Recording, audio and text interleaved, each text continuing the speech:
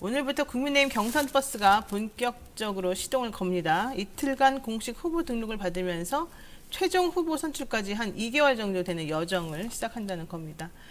국민의힘 대선 예비후보 저희가 차례로 모시고 있는데 우선 원희룡 전 제주지사 모시고 자세한 얘기 나누겠습니다. 안녕하십니까? 네, 안녕하세요. 네, 요즘 얼굴이 조금 더 좋아지신 것 같아요. 지난번에 좀 말리셨었던 것 같은데. 괜찮으십니까? 지금 김용태 전 의원이 도와주고 계시다고. 네, 그렇습니다. 제가 또 김용태 의원 되게 좋아하는데 또 이렇게 확실히 소장파 의원님들은 또 그 의원님들끼리 그런 게 있나 봐요. 소장파로 또 뭉치시는. 예, 오래 같이 왔던 동지 관계니까요. 예. 그렇군요. 자, 원희룡 후보님한테 이제 그냥 직접적으로 여쭤보겠습니다. 네. 지금 대선 경선 컷오프 여론조사 비율에 문제가 있다라고 지금 주장을 하시는 거죠. 현재 어떻습니까? 정확히 말씀드리면 네네. 그 개별 그 강론에 대해서 문제 제기를 하는 게 아니고요. 아, 강론은 제가 아니고. 지난번에 이준석 대표와도 갈등을 했던 게 네네. 선관위가 공식 구성되지도 않았고 각 후보들에게 의견도 전혀 물어보지도 않고 일방적으로 결정된 것처럼 이걸 밀고 가는 게 문제가 있다. 근데 경준이 할 때요. 그렇죠. 네네네. 그래서 선관위가 구성이 되면 제대로 의견도 취합하고 해서 결론을 내려라. 객관적인 근거를 갖고. 그러면 따르겠다. 이런 거예요. 절차에 대한 문제제기 성격이 강합니다. 그러면은 경선 컷오프 여론조사 비율 관련해서 절차적으로 무슨 문제가 있습니까? 후보들 우선 의견도 안 물어봤고. 의견을 안 물어봤다. 예. 그다음 우리 그 당헌에 보면 역선택 방지 조항도 있어요. 역선택 방지 조항이 원래 당헌에 있어요. 예. 그리고 민주당은 역선택 방지를 하잖아요. 예. 그래서 저는 뭐 결론을 어떻게 내든 뭐 그거는 상관없는데. 제가 뭐 딱 입장이 있는 건 아닌데 그런 부분에 대해서 객관적인 검토를 하고 뭐 본인들 주장을 검토를 했다 그래요. 네네. 그럼 그거를 의견 교환을 해야죠. 그렇죠. 했으면 뭐 제대로 했다. 어떻게 했다 알려주고. 예. 그리고 이제 이런 장단점이 있는데 우리는 이런 걸 위해서 이렇게 한다. 그러면 의견이 다른 분들은 이의 제기할 기회를 주고요. 네. 그래서 설득을 하고 정 안 되면 결정을 해야죠. 근데 그렇죠. 그 절차가 전혀 없었기 때문에 이런 식으로 민감한 경선 룰을 일방적으로 다뤄서는 나중에 큰 문제가 생길 수 있다라는 문제제기입니다. 그럼 일방적으로 그냥 통보만 합니까? 국민의힘에서는 그 후보들하고 상의하거나 이렇게 캠프별로 뭔가 합의하지 않고 통보도 언론 발표만 했어요. 통보도 안 하고 그냥 언론에다만 대고 예. 말하는 거예요? 예. 왜 그래요? 그러면은 소통이 안 된다는 뜻일까요? 아니요. 후보들은 어차피 의견이 각각일 텐데 그걸 물어볼 필요가 뭐 있냐 이런 식이더라고요. 그렇군요. 아니 물론 이해관계에 따라서 다 다르겠죠. 그래도 네네. 들어보고 네. 조정할 수 있는 거 조정하고 이유를 설명하고 그렇게 해서 해야죠.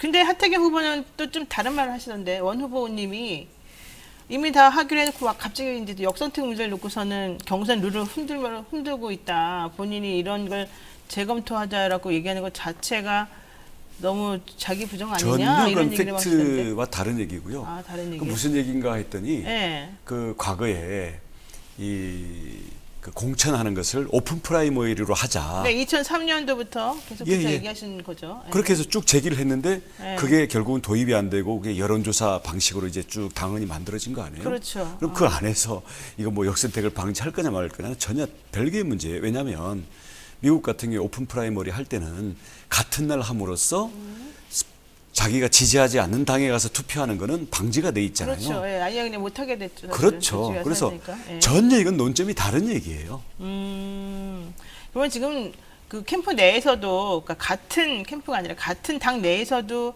의원님의 이런 방식이나 주장을 이해 못하는 사람들이 사실 있는 거네요. 이해를 못하는 거 이전에 논의해본 그 자체가 없죠. 논의 자체를 안 하면서 그냥 덮어 씌우기만 하는 거예요. 덮어 씌웠다기보다는 오해가 있는 거죠. 오해가. 그러니까 이게 논의를 투명하게 안 하다 보니까 서로 네네네. 불필요한 논쟁을 하고 있는 겁니다.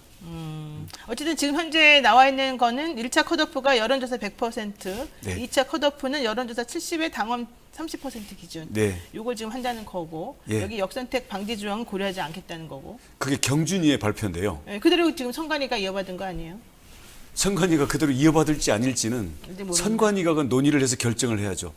경준이가 결정을 해서 선관위는 무조건 해라 그러면은 선관위가 왜 필요합니까? 그렇죠. 네. 예. 자, 그렇지만 또 최재형 그다음에 윤석열 후보 측에서는 역선택 방지 조항 넣어야 된다 이러면서 또 저는 그것도 그냥 일방적인 유불리에 따른 주장이라고 생각합니다. 그러면 저는 네. 그러니까 그런 경우에서 객관적인 그 장단점과 데이터 그리고 네. 요즘 네. 여론조사의 여론조사도 계속 그 발달하고 변화하잖아요. 네, 네, 그렇죠. 그런 속에서 어느 게 좀 더 정권 교체 그리고 공정 경선에 좀 더 근접한 건지 이걸 저희들도 자료를 좀 보고 판단하자라는 얘기입니다. 그러면은 우리 후보님께서는 어떤 식으로 하시는 게 가장 유리해요, 본인에게? 모르겠어요. 몰라요? 예. 아, 그냥 나는 나에게 유불리를 떠나서 그냥 원칙과 절차를 맞춰서 가는 게 좋겠다. 이렇게 지금 주장하시는 예, 거예요? 우선 그래 절차 원칙에 대한 주장이고요. 그다음 뭐가 유리한지 그 데이터 자체도 잘 모르겠어요.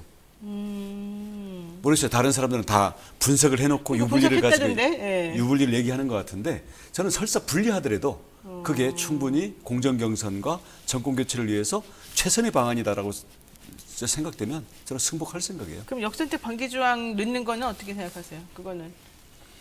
데이터를 보고 얘기를 하겠다는 거죠. 아, 근데 이번에 서울시 보궐선거할 때 재보궐 선거할 때 안 넣었잖아요.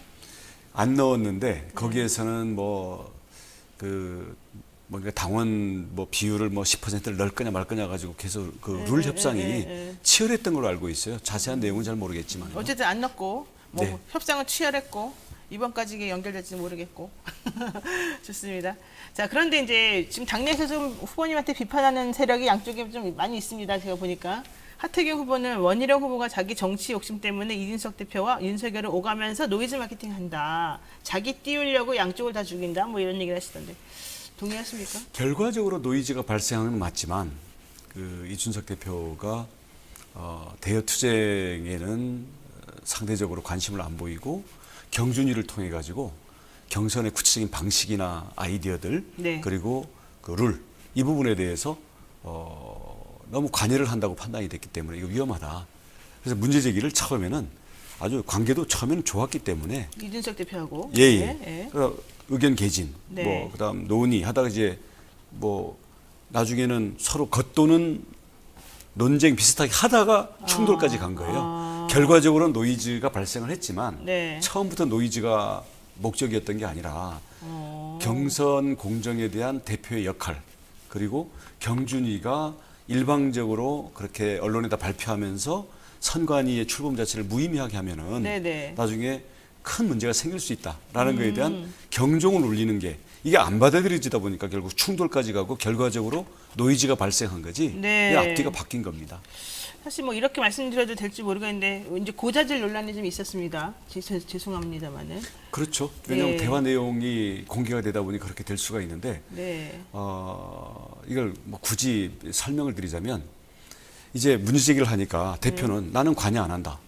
결정된 게 없다. 전부 그냥 남 얘기처럼 빠져나가는 거예요. 그래서 아니 그 대표랑 나랑 얘기하는 과정에서 특정 캠프들에 대한 어떤 그 나름대로의 그 선호도라든가 이 경선에 대한 아이디어들 이런 것들 직접 얘기하지 않았냐? 네네. 대표 얘기 자체가 증거다. 네네. 라고 얘기하다 보니까 네. 대표 얘기에 대해서 그러면 증인을 대라. 다른 증인 될 게 뭐 있습니까? 그럼 저와 나눴던 대화가 증거다. 어. 그래서 이걸 가지고 고쳐라.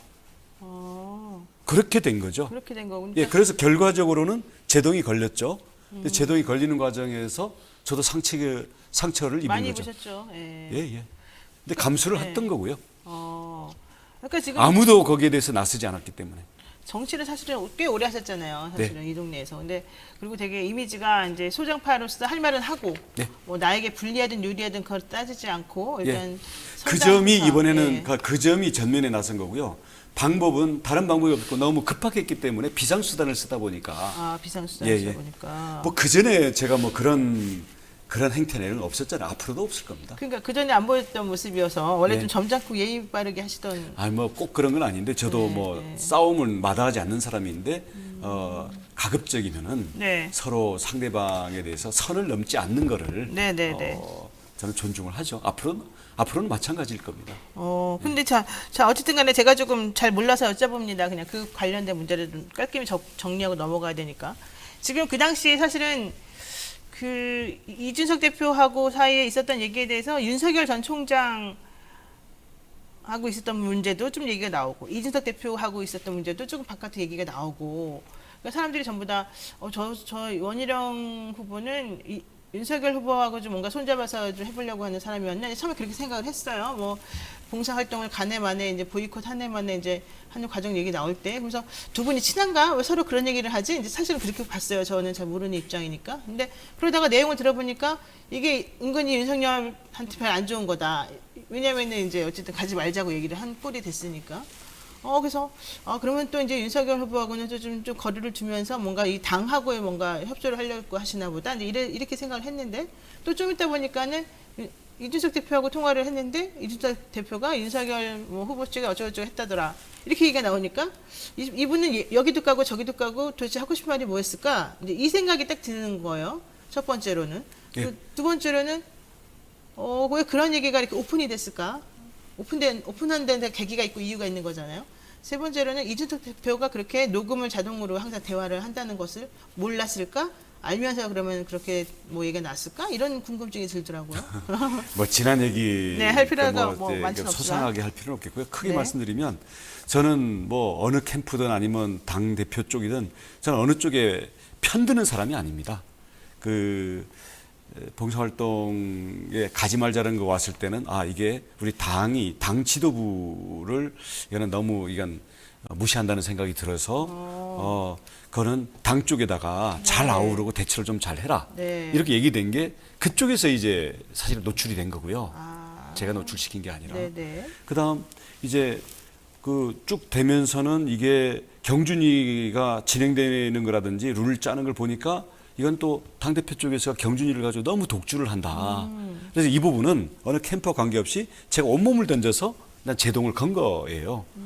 그리고 이 그 대화의 내용이 나간 거는 아까 네네. 말씀드린 것처럼 이게 주로 이 당대표 쪽과 얘기되는 과정에서 결과적으로는 이제 또 노출이 되고 아까 왜 이준석 대표와의 대화의 내용이 나갔느냐라는 네. 그 외에는 증거가 없었기 때문에 아. 예, 그래서 그건 제동을 걸기 위해서 비상수단을 쓰고 감수를 했던 거고요. 녹음이 되는 줄은 몰랐죠. 그래서 저는 그냥 왜냐하면 서로의 신뢰와 서로의 기본이 있기 때문에 그리고 제가 뭐 거짓말할 이유가 없으니까 그 정도 하면 야 오해의 소지가 있어서 미안하다. 공정경선하자. 그렇게 갈 줄 알았죠. 네. 네. 근데 녹취를 일부만 까면서 네. 본인을 좀 왜곡시킨 거예요. 왜곡이라기보다는 그 부분에 대해서 어떻게 보면 하나도 안 지려고 하는 거죠. 그러다 보니까 그러면 저도 저의 신뢰성과 저의 진정성이 있는데 네네, 그 그렇죠. 부분에 대해서 제가 내가 그러면 잘못했다 이렇게 갈 수는 없잖아요. 그래서 방어할 때까지만 하고 그다음 어떤 공정경선을 약속을 했기 때문에 그래서 또 확전은 막고 그렇죠. 그렇게 해야 된다. 그래서 바로 제가 개인적인 사과는 필요 없고 공정경선을 약속한 이상 자 그 다음이 문제니까 이제 넘어가자. 이제 넘어가는 거죠. 뭐 그 후에 뭐라 하면 제가 뭐라 하지만은 제가 대응을 안 하잖아요. 그러면 이준석 대표가 당대표 된 다음에 후보들에 대해서 좀 공정하지 않게 뭐 이끌고 나가는 게 있습니까? 본인이 막 아니 스타트를 언행을 해야 조심해야 돼요. 언행이 언행이 예 어제도 또 무슨 언행을 또 하더라고요. 예, 언행이 자기가 조용히 있으니까 당이 뭐 잘 뜯으냐 후보들이 난 아니, 앞으로 그러니까 찬물 끼얹겠다 이런 얘기했어요. 말을 하지 말라는 얘기가 아니에요. 대여투쟁 그리고 전체적인 공정경선을 위한 거 얼마든지 해도 좋죠. 근데 왜 특정 후보들에 대해서 평가하고 뭐 이게 그렇게 합니까? 아니면 왜 직접 아이디어를 내고 이렇게 합니까? 그거는 위험한 거죠. 왜냐하면 그거는 유불리가 갈리는 문제 그리고 불공정에 대해서 직접 빌미가 될 수 있는 부분들에 대해서는 대표가 언행을 자제하고 철저히 거리를 둬야 됩니다. 그게 왜 말을 아예 하지 말라는 거예요. 그 외에도 대여투쟁도 할 게 있고 네네. 공정경선 전체에 대해서 대표가 역할을 해야죠. 그러니까 그 특정한 걸 하지 말라 그러면 전체를 하지 말라는 거냐라고 자꾸 논점을 비틀어서 네네. 반박을 하는데 그런 취지가 아니죠. 그런 건 아니다. 대표는 네. 누가 싫은 소리를 해도 그 취지를 잘 알아들어서 그걸 크게 아우르는 차원에서 답변을 해줘야지. 그걸 진짜 무슨 논쟁하듯이 이걸 그 부분적인 논점을 가져와서 이걸 반박하는 이거는 네. 저는 대표로서는 네. 좀 넘어설 필요가 있다고 생각합니다. 그럼 지금 이준석 대표가 우리 원희룡 후보님에 대해서도 조금 공정하지 않게 뭐 하는 게 있습니까? 특별히 그런 건 없어요. 특별히 그러진 않아요. 예. 그런데 전체적으로는 그러면은 무난한 거야? 아니면 그냥 전체적으로 성향 자체가 이준석 대표가 그래서 그냥 욕을 먹는 거예요? 뭐 어떻게 되는 거예요? 아니 제가 말씀드렸던 것처럼 경선에 대해서 구체적인 아이디어를 너무 많이 내고요. 아 너무 많이 내. 그다음 저희가. 경준위의 서병수 위원장을 그러니까 이게 후보들의 의견도 전혀 안 듣고 일방적인 발표를 하고 하는데 그걸 네. 그냥 선관위원장으로 밀고 가려고 했단 말이에요. 네, 네, 그랬었죠. 초창기에. 아니, 그러니까 그 부분이 핵심 문제예요. 아니, 문제 제기를 하면 저게 뭔가 이유가 있겠거니 해서 그걸 들여다보고 가급적 반영하려는 태도를 지녀야지. 네, 당 대표라는 게 그런 자리 아닌가요? 그렇죠. 네. 근데 어쨌든 당 대표가 근데 그런 걸 안 하고 조금 너무 앞으로 나와 있는 것 같다. 그 일반적인 좀 평가이기도 하긴 합니다. 지금까지는 그래왔고 그런 문제점에 대해서 제가 일부 상처를 감수하면서 문제 제기를 했고 제동이 걸린 것 같은데 또 이제 발언을 하는 거 보면 걱정되는 부분들이 아직도 좀 있죠. 그러면 어쨌든 본인은 내상을 입으면서까지도 좀 당의 차원에서 당 대표가 좀 제대로 일을 하도록 하기 위해서 뭔가 했는데 성공하셨다고 보는 거예요? 네, 저는 성공을 했다고 일정 봅니다. 정도 성공했다. 상처는 입었죠. 왜냐하면 후보들도 아무도 제기를 안 하고요. 오히려 유불리를 따지고 즐기고 있는 부분들도 있었고 네. 그리고 중진이나 최고위원들이나 제가 문제 제기를 했을 때 자기네로서는 어떻게 할 방법이 없다는 거예요. 네, 네. 그리고 대표를 겁내더라고요. 그래요? 그래서 안 되겠다. 그래서 그러면 저라도 문제 제기를 할 테니까 최고위에서 좀 제대로 바로 잡아달라. 그래서 겨우겨우 이게 제동을 건 거예요. 아, 그렇군요. 자, 그렇습니다. 좋습니다. 원 후보 이제 대선 후보시니까 여쭤보겠습니다. 자신은 본선 경쟁력이 있다고 보시는 거죠? 그렇습니다. 어떤 면에서 그럴까요?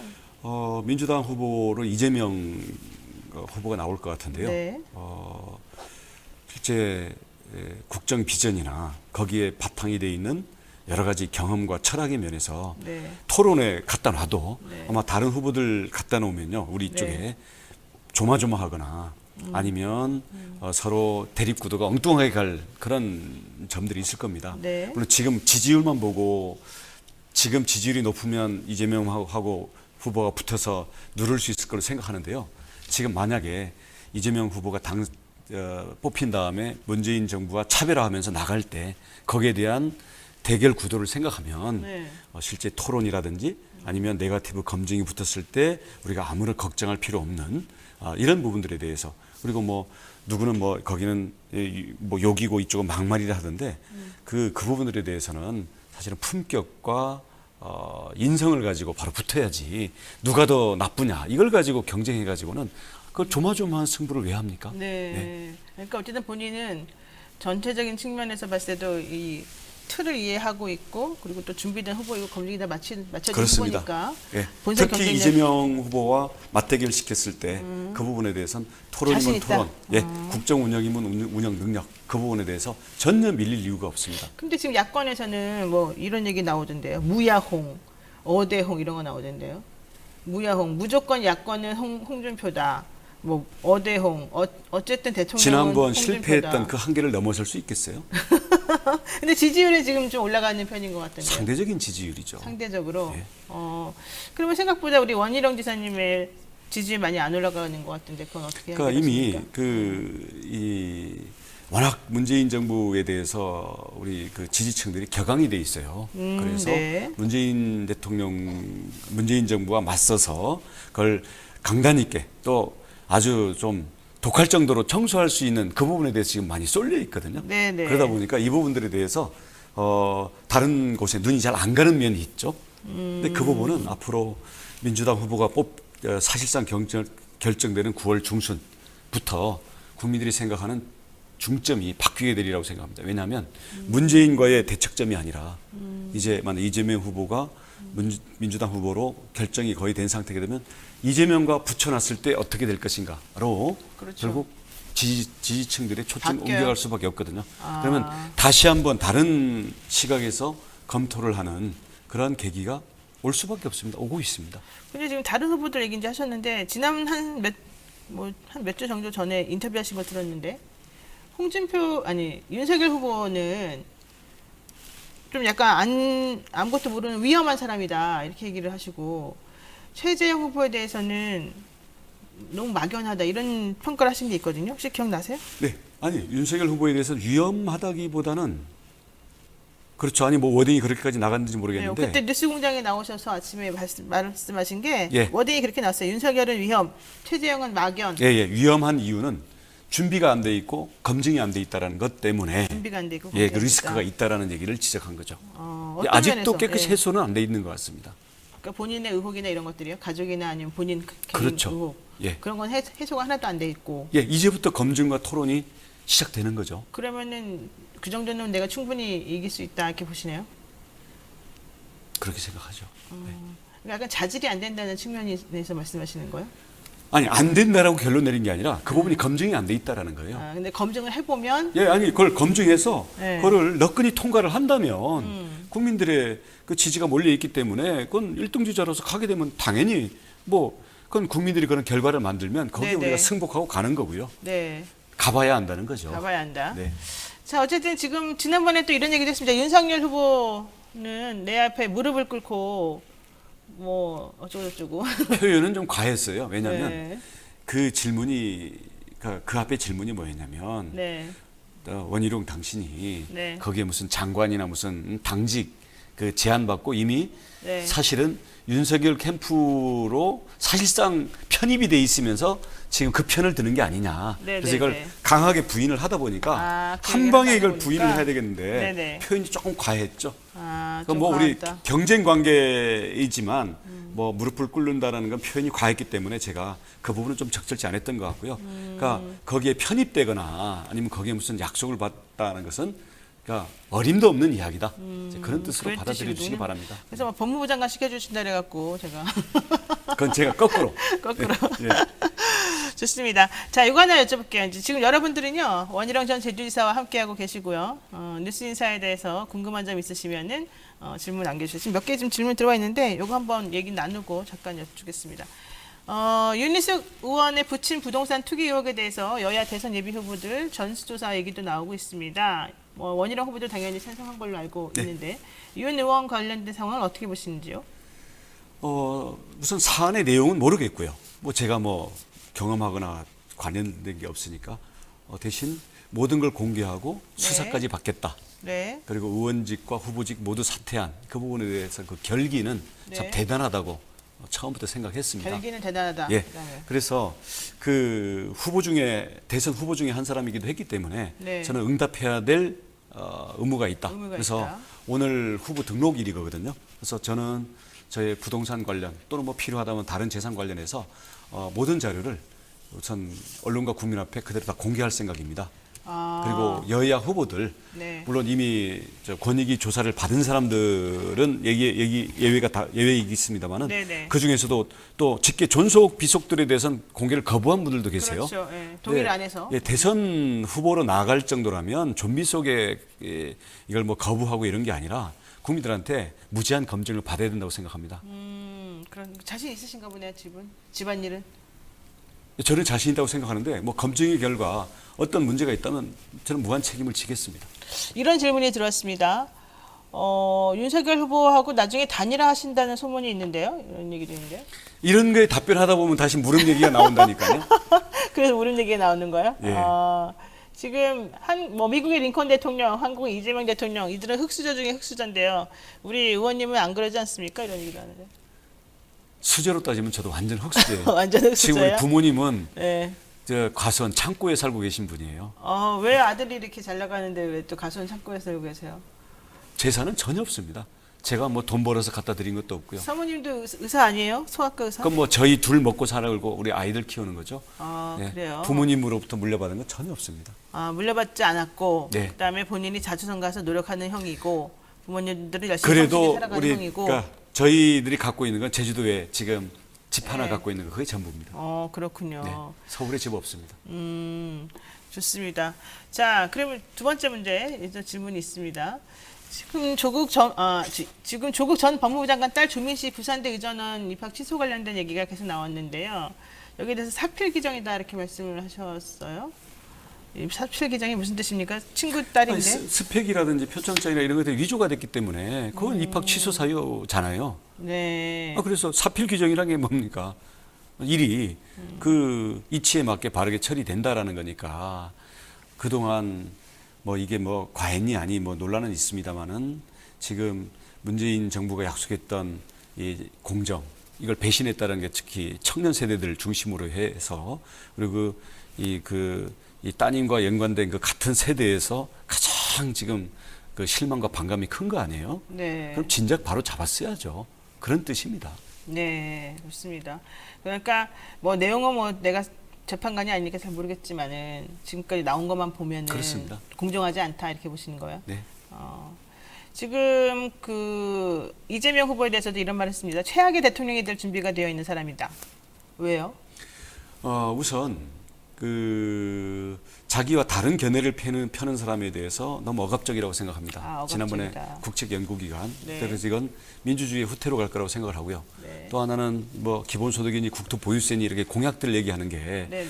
그 국민들의 이목을 끌고 뭔가 그래도 뭔가 좀 강단 있게 하지 않겠나라는 그 기대는 불러일으키고 있습니다만은 실제 그 내용을 들여다보면 실현 가능하지도 않고 나라 전체의 국정의 시스템을 교란시킬 내용들을 너무나 이걸 그 자신 있게 얘기를 하기 때문에 저는 틀렸다, 잘못됐다라는 걸 넘어서 굉장히 위험하다라고 봅니다. 그래서 이번에 그 윤석열 후보가 사실 부동산 공약을 내놓은 게 있잖아요. 네. 뭐 역세권의 뭐 무슨 청년 주택, 청년 신혼부부랑 무주택자에게 시중 가격보다 현저히 낮은 가격으로 주택을 공급한다. 원희룡 후보님께서는 신혼부부 무이자 대출, 청년 주거 안정 주춧돌 사업 뭐 이런 거 그냥 이런 식으로 이제 지원한다 그랬는데 여기에 비해서는 윤 후보가 낸 공약이 되게 세 보인단 말이에요. 그게 가능하다고 보십니까? 아니, 저의 핵심 공약은 네. 신혼부부 같은 경우는 그 집값의 절반을 국가가 투자해 주겠다는 겁니다. 투자야 대출이 아니라? 예, 그건 일부만 지금 보신 거고요. 그렇군요. 그래서 반반 투자 주택인데요.